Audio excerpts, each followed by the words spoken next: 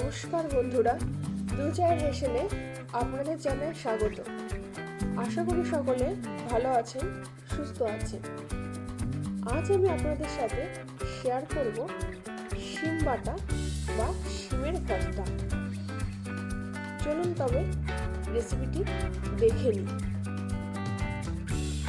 আমার ঘরে বেশ কিছুদিন ধরে কতগুলো শিম ছিল, সেগুলোকে আমি প্রথম সরু সরু করে কেটে নিয়েছি। আগে শিমগুলো ধুয়ে শিমগুলো ছোট ছোট করে কেটে নিয়ে তার সাথে নিয়েছি 10 থেকে 12 কোয়া রসুন।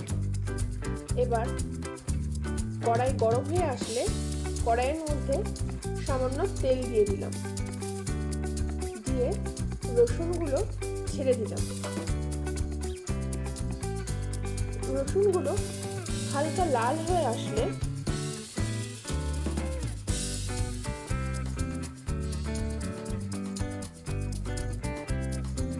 তার মধ্যে এক এক করে শিমের টুকরোগুলো দিয়ে দিলাম।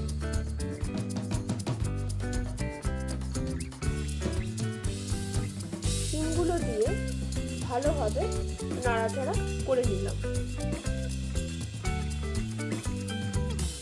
এবার এর মধ্যে দিলাম 1 চামচ লবণ। অবশ্যই লবণটা আপনাদের স্বাদ অনুসারে দেবেন। আর দিলাম সামান্য হলুদ। আর যে যেমন ঝাল খেতে পছন্দ করেন সেরকমভাবে আপনারা লঙ্কাগুলো দেবেন। আর দিয়ে দিলাম 1 মুঠো কুচানো ধনেপাতা। সব কিছুকে ভালোভাবে একবার নাড়াচাড়া করে মিশিয়ে নিলাম।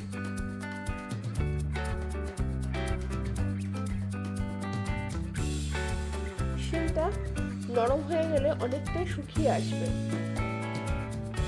সেই বুঝে আপনারা লবণটা দেবেন। আগে থেকে বেশি লবণ দেবেন না। শিমটা দেখুন অনেকটাই ভাজা ভাজা হয়ে এসছে।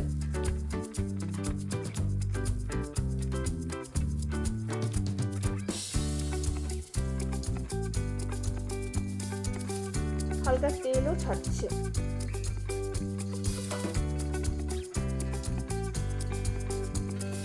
আপনারা চাইলে ঢাকা দিয়েও রান্নাটা করতে পারেন, আবার না ঢাকা দিলেও কোনো অসুবিধা নেই।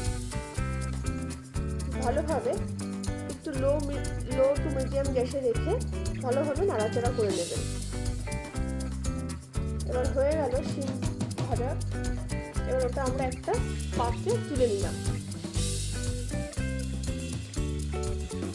এবার এটা আপনারা চাইলে শিলনোড়ার মধ্যেও বেটে নিতে পারেন। যেহেতু সময়ের খুবই অভাব, সেই জন্য আমরা এখানে মিক্সিতে নিয়ে নিয়েছিলাম। মিক্সিতে নিয়ে পেস্ট করে নিলাম। দেখুন তৈরি হয়ে গেল শিম ভর্তা বা শিম বাটা। আপনারাও একদিন শীতের দুপুরে এই রেসিপিটি তৈরি করে নিন। আর কেমন লাগলো অবশ্যই তা কমেন্ট করে জানান।